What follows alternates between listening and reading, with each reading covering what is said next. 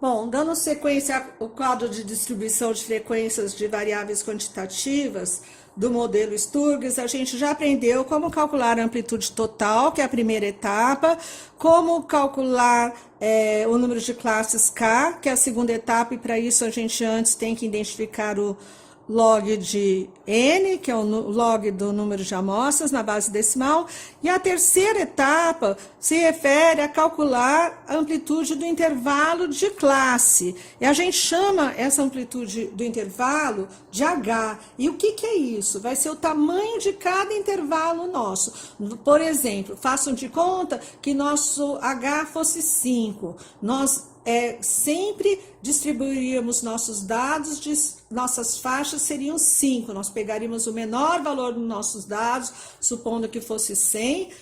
A primeira classe seria de 100 a 105, a segunda de 105 a 110, a terceira de 110 a 115 e assim por diante, tá? Então, nós temos uma formulinha, amplitude H, que é o intervalo referente ao tamanho do intervalo de cada classe, a amplitude total AT dividido pelo número de classes K, tá?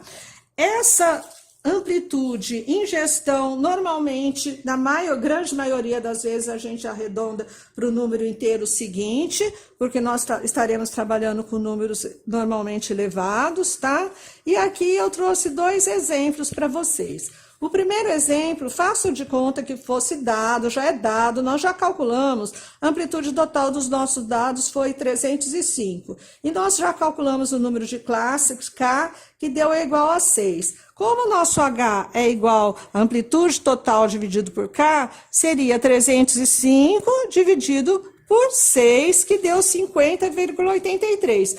Lembra que eu falei que a gente tem que arredondar para o número inteiro seguinte? Então, em vez de 50,83, o nosso K será, nosso H será 51.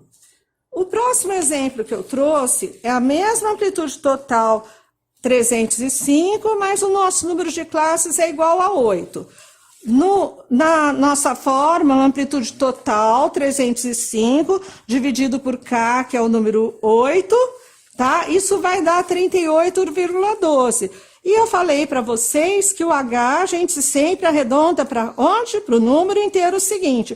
Qual é o número inteiro depois de 38,12? 39. Se fosse pelo arredondamento científico, seria 38, mas o H sempre é para o número inteiro seguinte, para que todos os dados fiquem dentro da nossa tabela. Muito obrigada, aguarde a próxima etapa.